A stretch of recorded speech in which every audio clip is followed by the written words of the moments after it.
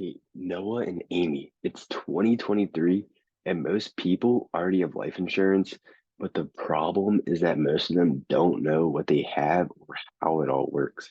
Don't get me wrong, there are some people that are saving money because they know what they have, but then there are a lot of people throwing money out the window because they don't know what they have.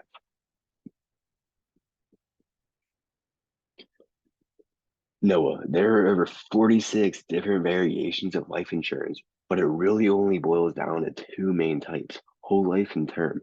Whole life is for when you die because it's 100% guaranteed to put a check in your family's hands no matter when or how you die. It also builds cash value. So down the road, if you get into a bind, you can pull some money from your policy.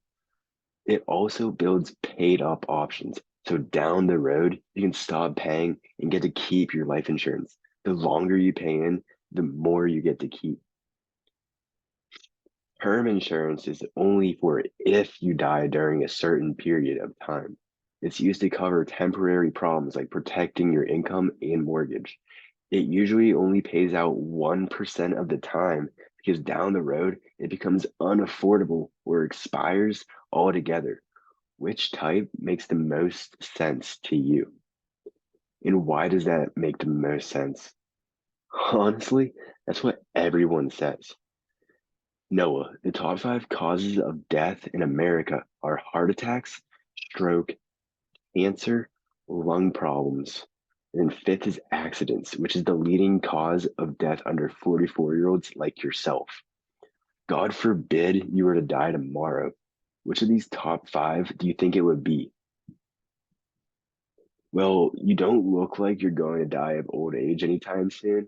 So do you think it would be an accident or a sickness? Yeah, and that would probably catch your family off guard, right? Exactly. So with that being said, they would need extra time and money to deal with that problem, right?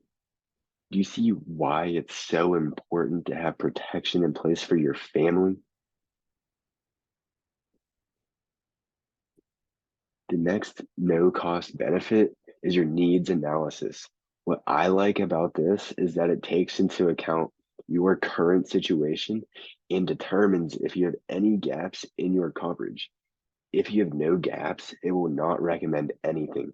However, if there are a few gaps, it will recommend a few things. Noah, your date of birth is 11/26/2001, correct?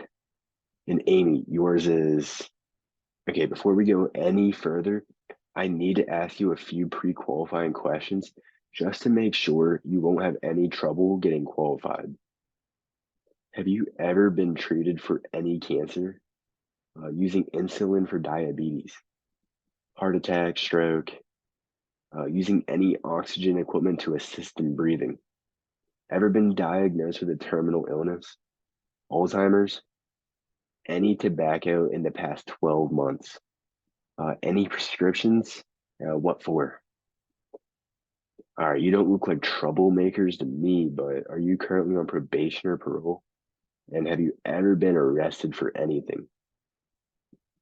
Okay, since your need for coverage is based on the income that you provide for your family, Noah, what's your monthly take-home pay?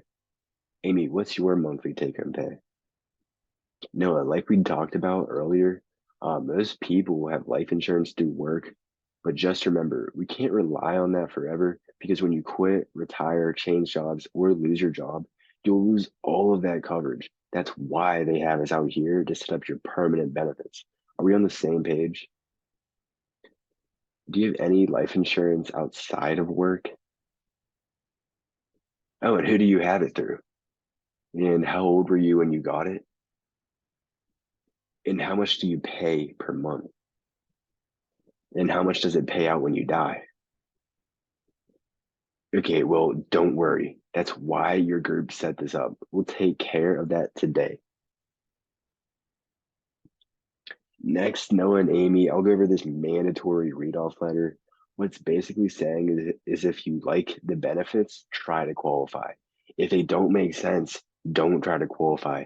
Either way, yes or no, that decision does need to be made today during your service period in fairness to all the other members waiting to qualify. The good thing is, the benefits are pretty much a no-brainer. No, and Amy, does that make sense? Are we on the same page? Great, great.